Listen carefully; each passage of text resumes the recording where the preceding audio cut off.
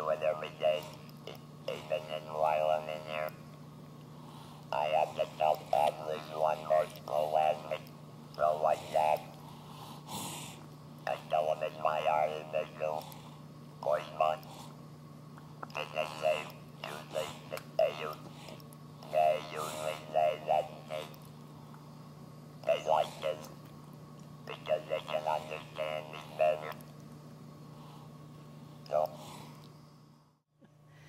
I've taken George out at times, and of course when he coughs, you know, it's very loud. And I'll tell you one little episode that we encountered. There was this lady in front of us, and all of a sudden she turned around and she said, "What the hell was that?" And I bit my tongue because I just wanted to say something. And then George looked at her, and I just held his hand. And then she went off. So he was very upset by that, but like I told him, I said, "George," I says, "you're going to encounter a lot of ignorant people. And the best thing for us to do is to ignore it because they don't know any better." And so this is how we've challenged it. But then there's other times people will come up and ask him, "Oh, gee, you know, I've never seen anybody talk like that. You know, what's the problem?" You know, very nice. So you got one on one hand and one on the other. So you got to give credit. You got to put the stigma aside and just, hey, you know, if somebody is, you know, looking at you funny, you know, educate them, you know, educate them. Maybe they don't know why you wear oxygen. Maybe they don't know how you lost your limb. But if you educate them and you tell them, hey, I've got emphysema, I've got, you know, and I don't have oxygen, but I learned how to breathe, and oh, by the way, I still get up when I go to work, you know, maybe they will just look at you in a different tone, rather than looking at you, the oxygen carrier.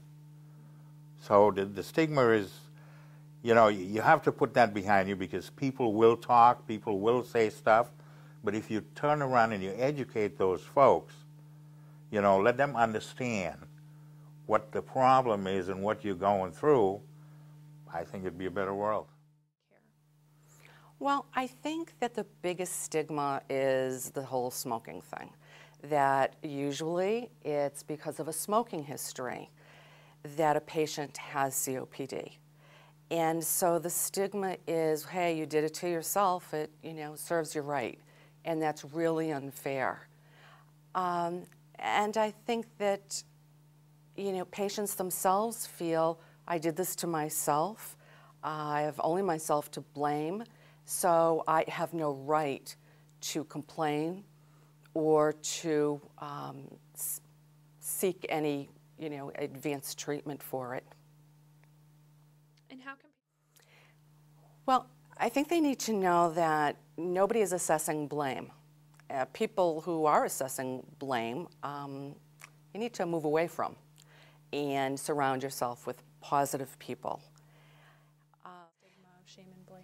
Yeah, they need to get hooked into a support group for people with COPD. They need to get into pulmonary rehab because there they will get understanding. They'll be surrounded with people that are going through similar things, and they will get all sorts of support, encouragement.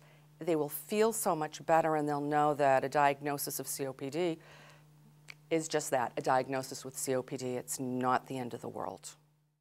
There is the stigma that cigarette smoking does increase your risk of COPD, but that stigma does carry over, and that people are sometimes ashamed of that, and so they're hesitant to get treatment.